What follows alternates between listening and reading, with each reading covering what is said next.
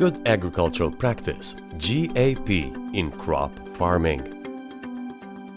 Good agricultural practice are practices that address environmental, economic, and social sustainability for all farm processes and result in safe and quality food and non-food agricultural products.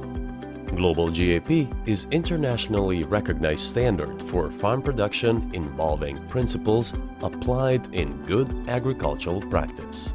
The study film will lead you step by step through global GAP standard requirements for crop farming, consisting of site management, hygiene, cleaning and its instructions, workers' health, safety and welfare, waste management, conservation of the environment, soil management, fertilizer application, storage and records, water management, propagation material, integrated pest management, application of plant protection product, storage, records, product handling, pest control, traceability, mass balance, complaints, recall and withdrawal procedures, food protection, safety, and defense.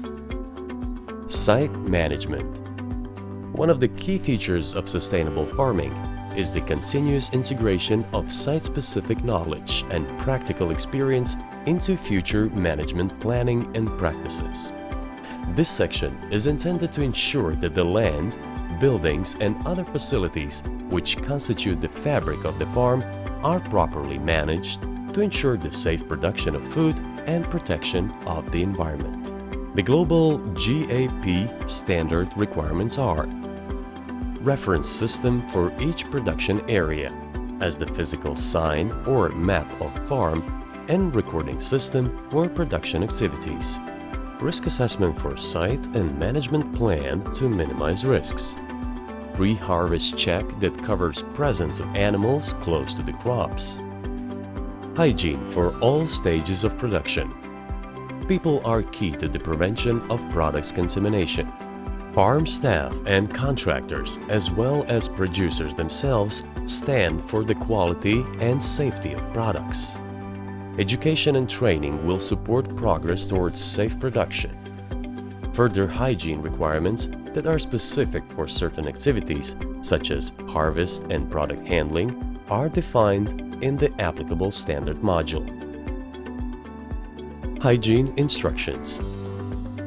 Hygiene instructions must include need to wash hands, need to cover skin cuts, limitation of smoking, eating and drinking to designated areas, notification of any relevant infections or conditions, use of suitable protective clothing. Personal hygiene during harvest and products handling. Producers shall evaluate the requirements considering all the applicable activities on the farm during harvest and product handling, such as principles of hygiene, risk assessment, documentation, hygiene procedures, workers' training, signs. Access to sanitary facilities for hand washing and toilets, cleaning and handling of harvest tools and equipment. Harvesting tools to be cleaned and handled include scissors, knives, pruning shears, etc.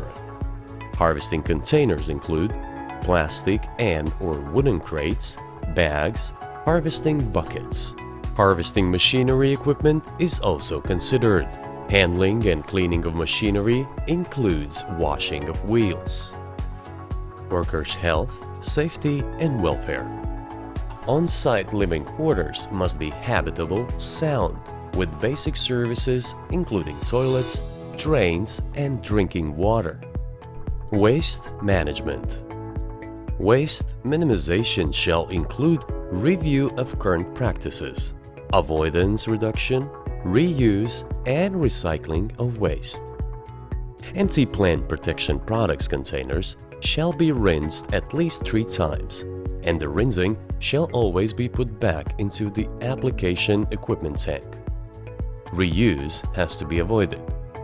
They shall be disposed in a way that avoids exposure to people and the contamination of the environment, using official collection and disposal systems and/or disposal method that complies with applicable legislation. Conservation of the environment. Farming and environment are inseparably linked. Managing wildlife and landscape is of great importance. Farming equipment shall be selected and maintained for optimum energy efficiency. The use of renewable energy sources should be encouraged. Soil management. Considerations for good soil management according to the type of crop are: 1. Preventing soil erosion, including by water or wind, terracing, improving drains, vegetation to protect from wind, cross-line techniques on slopes, etc. 2. Avoiding unnecessary use of fertilizers. Organic and inorganic fertilizer application. The fertilization decision-making process involves consideration of crop demands. Nutrients shall be available for crops in the growing substrate or soil. Fertilization is often necessary. Correct application to optimize use and storage procedures and to avoid loss and contamination shall be followed. Storage for organic and inorganic fertilizers. Storage of fertilizers should be 1. Under cover. 2. Separated from crop protection products. 3. In a clean area. 4. Separated from harvested products. 5. In a dry area. 6. Never in direct contact with the soil. 7.